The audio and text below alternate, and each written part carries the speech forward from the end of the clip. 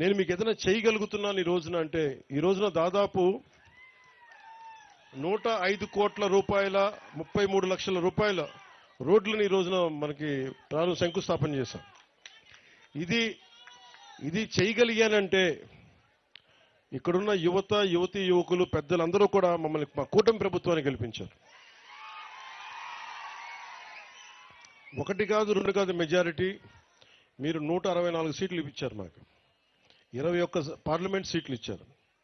ముఖ్యంగా ఏజెన్సీ ప్రాంతంలో మనకి పార్లమెంట్ సీట్లు రాకపోయినా కానీ ఇందాక జర్నలిస్ట్ సోదరులు అడుగుతా ఉన్నారు, మీరు ఇక్కడ గెలవలేదు కదా, మీ కూటమి ప్రభుత్వం ఈ నియోజకవర్గంలో లేదు, ఈ పార్లమెంట్ నియోజకవర్గం మీ కింద లేదు అన్నప్పటికీ నేను ఒకటే చెప్పాను, ప్రజలు మాకు ఓట్లు వేసినా వేగిపోయినా మేము మీకోసం పనిచేస్తాం. అది ఎప్పుడు నేను మీరు ఓట్ల కోసం మేము చేయలేం.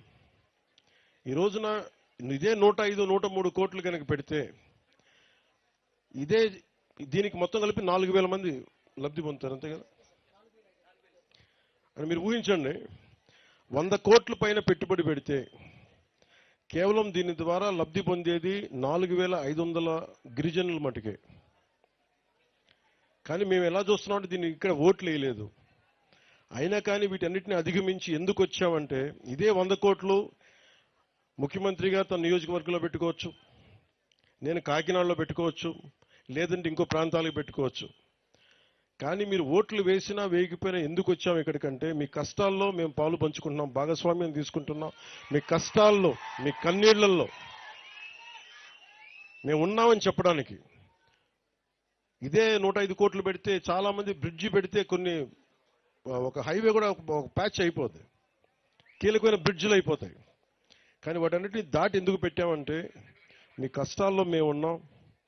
మీరు ఓట్లు గత ప్రభుత్వంలో ఆ పార్టీకి వేసినా కానీ మేము మనసు పెట్టి ఇక్కడికి వచ్చాం, మేము మీకు నిలబడతాం, ఆసరాగా ఉంటామని తెలియజేయడానికి ఇన్ని ప్రాజెక్టులు, ఈ రోజున ఇన్ని రోడ్ ప్రాజెక్టులు మీకోసం పెట్టాం.